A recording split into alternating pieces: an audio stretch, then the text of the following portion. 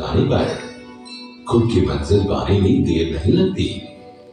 उसी तरह हम सभी के जीवन के मार्गदर्शक आत्म उद्धारक खुद पार उतरकर हमें भी पार ले जाने वाले तरण तारणहार है परम पूज्य दादा भगवान।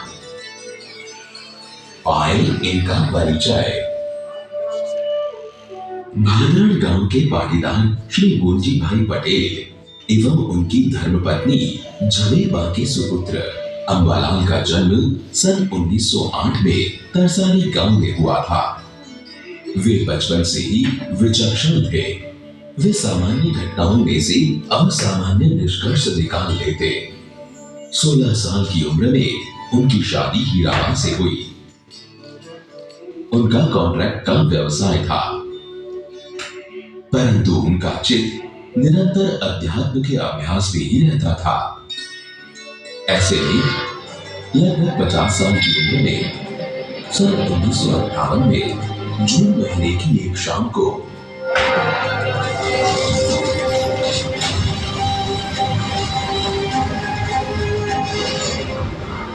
उन्हें आत्मज्ञान प्रकट हुआ। उन्हें जगत के सारे प्रश्नों के समाधान मिले और अध्यात्म का गूढ़ रहस्य निरावृत हुआ।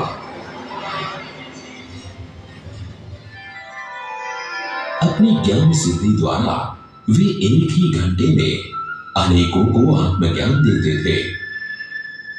यह मार्ग अक्रम मार्ग कहलाया, यानी लिफ्ट मार्ग, शॉर्टकट। जैसे अनेक वैज्ञानिकों द्वारा किसी एक ही खोज के पीछे दिन रात कितने ही संशोधन करके, कितने ही दृष्टिकोणों को ध्यान में रखकर, कितने ही प्रयोग करके किस तरह सभी को सहूलियत हो, इस उद्देश्य से अनेक साधन एवं उपकरण खोजे जो आज हमें उपलब्ध हुए हैं। ठीक उसी तरह दादाश्री की वाणी सुनते ही हमारे जैसे लोगों की परेशानियां, चिंता, क्रोध, टकराव एवं मतभेद वगैरह के वैज्ञानिक ढंग से निर्मूलन होने की शुरुआत हो जाती है। आनंद की बात यह है कि दादाश्री के जीवन काल में उनके निखालस एवं मौलिक प्रश्नोत्तरी सत्संगों में हमें हमारे व्यवहार, हमारे धर्म एवं अध्यात्म से संबंधित अनेक समाधान मिले हैं।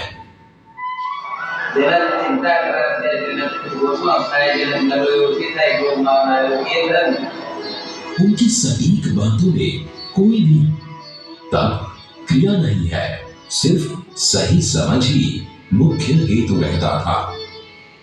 दादाश्री कहते थे कि दुख मात्र नासमझी का परिणाम है। यदि परिणाम बदलना हो तो सिर्फ आपकी समझ बदलो, जैसी समझ वैसा परिणाम। जब तक घर में मतभेद रहते हैं तब तक घर में किसी को भी शांति नहीं रहती। उसी तरह जब तक इस दुनिया में धर्मों में मतभेद है तब तक दुनिया में शांति नहीं रह सकती। मतभेद से दुखी जीवों के प्रति ज्ञानी पुरुष को अत्यंत करुणा रहती है कि ऐसा क्या करे कि सभी जीव दुखों से मुक्ति पाए। ज्ञानी के हृदय में यही भावना दिन रात रहती है कि सभी को तमाम दुखों से मुक्ति मिले, और उनके पास विजन खुल चुका होता है कि क्या करने से जीवन में सुख प्राप्त कर सकते हैं और धीरे धीरे मोक्ष मार्ग में भी आगे बढ़ सकते हैं। परम पूज्य दादा भगवान ने जन कल्याण के महान यज्ञ में एक क्रांतिकारी कदम उठाया। धर्मों में मतभेद मिटे, इस हेतु से त्रिमंदिर की स्थापना करके मत मतांतर की दृष्टि खत्म कर दी।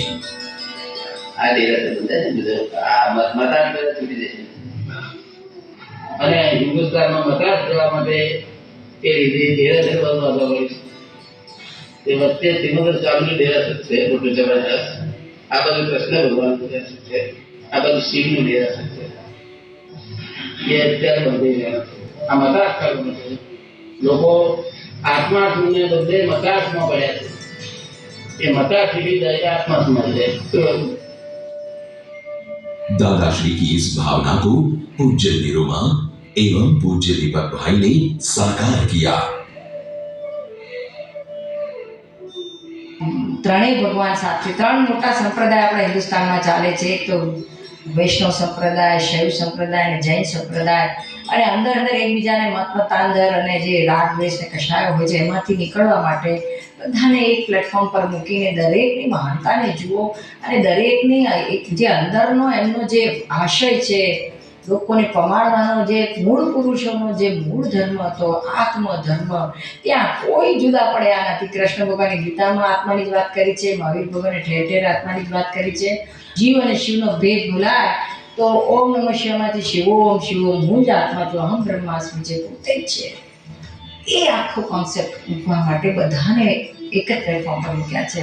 અને અહીંયા આવે એટલે ખાલી ફિઝિકલ દર્શન કરીને જાય એવું અમારી ભાવના નથી. સાથે સાથે આધ્યાત્મ સ્તર ઊંચું જાય લોકોનું, એમના વિચારો સદવિચારો લોકોને પહોંચે, એનું હૃદય પરિવર્તન થાય. દાદાના સૂત્રો બે ચાર વાંચે તો એનામાં ખૂબ હૃદય પરિવર્તન થશે. એટલા બધા પાવરફુલ ઇફેક્ટિવ છે.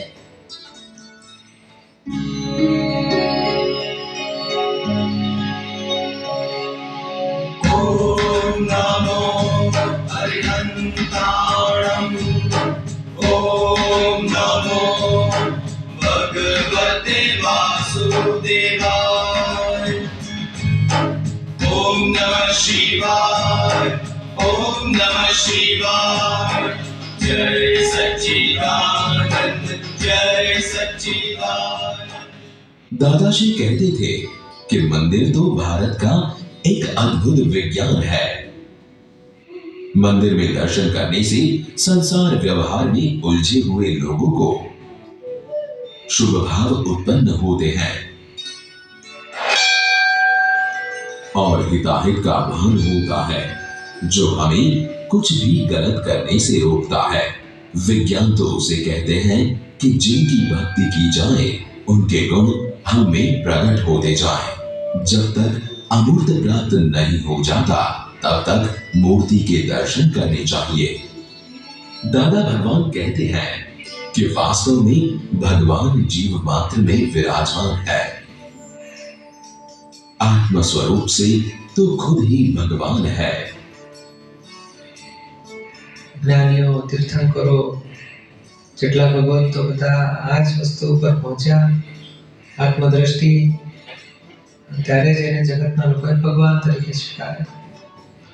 અને એ જ આપણે એને ઓળખીએ છીએ, એની સ્થાપના કરી છે ત્રિમંદિરમાં.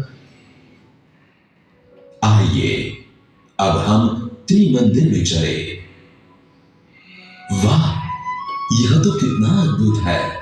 सभी भगवानों और देवी देवताओं को पहली बार एक साथ देखा। यहाँ न तो कोई पुजारी है और न ही दान देने वाले के नाम की कोई तख्ती। और हाँ, हम भगवान के करीब जाकर उनके साथ फोटो भी खिंचवा सकते हैं। अरे, इस मंदिर में तो सभी लोग एक साथ आरती भी उतार सकते हैं। ऐसा निष्पक्षपाती है यह मंदिर। इसलिए तो ऐसा लगता है कि यह मंदिर हमारा है। त्रिमंदिर के 3 मुख्य गर्भगृहों में श्री सिमंदर स्वामी भगवान, श्री कृष्ण भगवान और श्री शिव भगवान विराजमान है।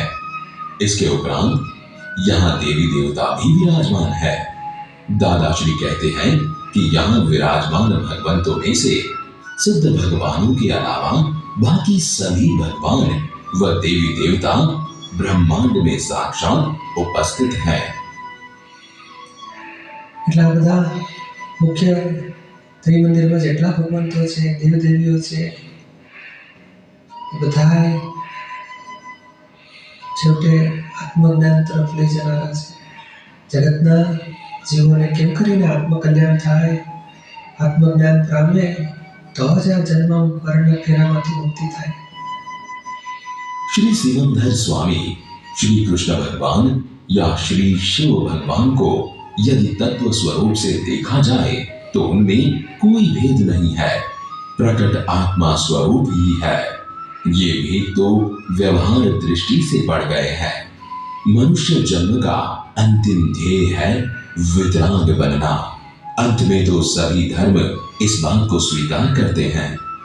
जो राग द्वेष से संपूर्ण मुक्त है वे वितराग पुरुष कहलाते हैं।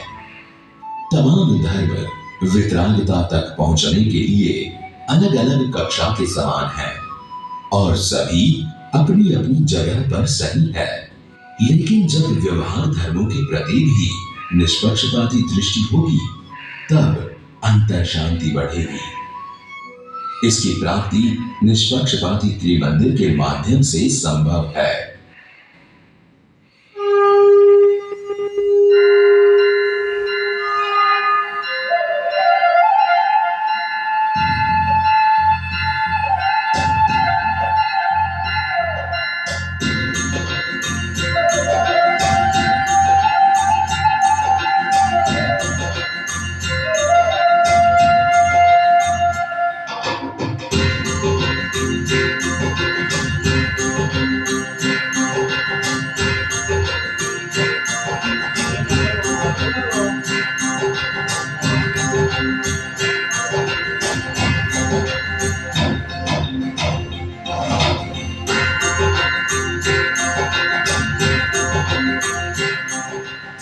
એવી ગોઠવણી દાદાએ કરી છે કે જેથી કરીને અહીંથી મતભેદનું નિવારણ થતું થતું થતું આત્મા જોડે અભેદતા પ્રાપ્ત થાય, જગતના જીવો જોડે નિર્દોષ દ્રષ્ટિ અભેદતા પ્રાપ્ત થાય અને મોક્ષનું સાધો એનો શરૂ પણ થાય અને આ સત્સંગ એવો છે એની પૂર્ણાહુતિ પણ કરાવશે અને શ્રીમંદર સ્વામીનું અનુસંધાન થઈ મોક્ષ પણ પ્રાપ્ત કરાવે।